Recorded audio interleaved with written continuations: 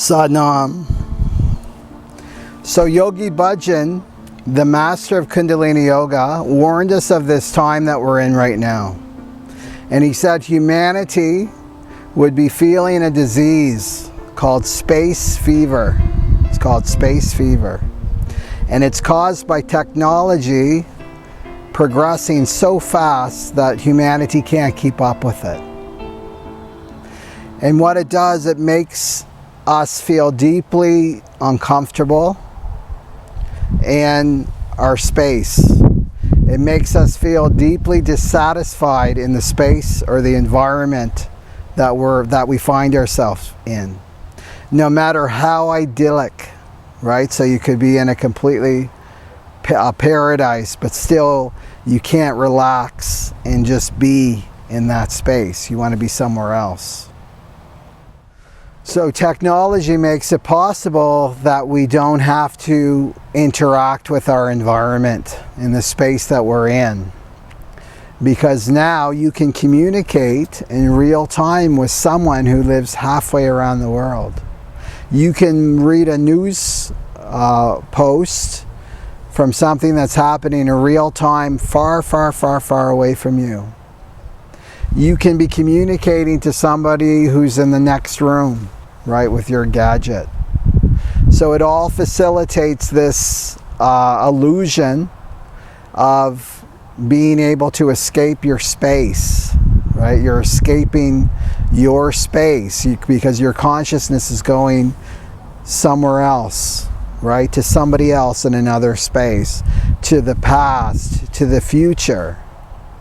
And the reality is that this is the present moment right now. This is where all the power is. So your body is here, right? You want all of you here in this present moment. And I'm even now, right now, the irony is that I'm in this particular space, I'm in my space, and I'm communicating to you through this gadget that will be uploaded later and that you can watch again and maybe watch this video 4 or 5 years after it was made. You can see this with all our gadgets. You know, we got our iPads, we got our iPhones, we've got our laptops, we've got all our little gadgets that we have. And this is training us. It's trained us because we don't have to be in the space that we're in. Like we're relating to each other via the internet. So you see this with people, you know, out for dinner or whatever, and they're all on their gadgets. They're not relating to one another, they're relating to this gadget. I was looking at this family, it was so classic. I was camping the other week, and they all had their little camp chairs, like side by side, and there was mom and dad, and there was the brother who was about 13, and the little sister who was about 6, and they're all on their gadgets the whole time, out in nature, just on their gadgets and not relating to one another, not connecting to one another. You know, and as a humanity, we're losing our social graces. We're losing what it means to be a human and to relate to one another in a real and authentic way.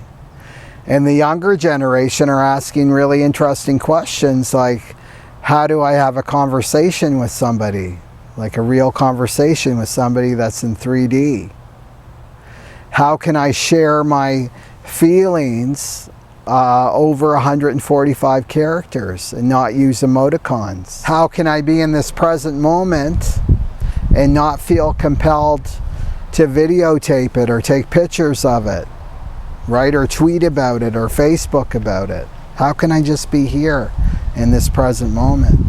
You see this at concerts now, right? Everybody's got their video camera and they just put it up, and it's an excuse not to be in the present moment. Well, I can watch this later as a memory, right? It's all about escaping this space that you're in. So technology can pull our consciousness out of the present moment. And so why is this compulsion so strong? Why is it so intense within us, especially as the days go on? Is because the ego and the mind are avoiding something. And it's avoiding facing this profound sense of emptiness that each one of us has to face. It's diverting our attention from facing our own pain, the pain of being a little itty bitty human on this planet. It's facing the fear in the truth that we have absolutely no control in this lifetime. The only control that we have is how we respond to life. Okay, so but these moments of emptiness, of pure emptiness, and feeling deeply uncomfortable, they're a window of opportunity for you. They're like a portal. And what's the portal? Is to surrender into your higher self, to surrender into your soul. Let your soul take over. Right? This emptiness is so overwhelming to the ego and the mind. That's why they don't want to face it. It's so overwhelming. But not to your soul. Your soul knows these waters and knows how to navigate through them. So the antidote to space fever is simple. It's to commit to being in the present moment. Every moment, no matter how uncomfortable it is, to commit to be there. And that means being aware of your surroundings, being aware of your environment, not trying to escape and divert your attention through technology. And also to feel sad if you're feeling sad. Feel angry if you're feeling angry. Feel afraid if you're feeling afraid.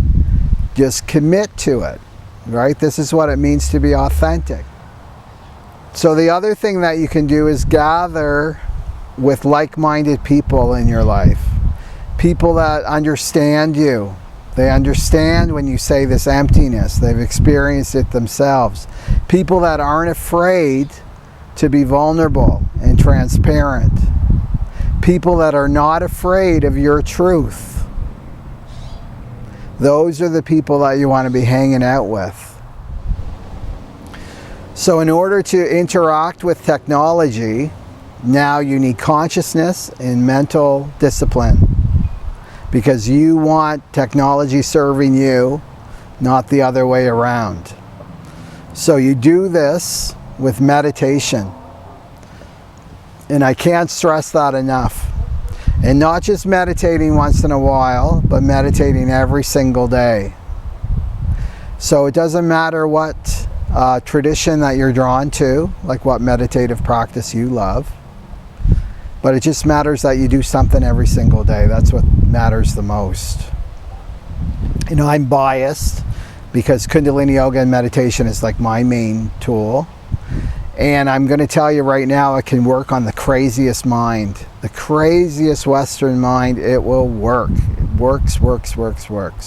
So on the Callous Yogi YouTube channel, there's lots of meditations to choose from.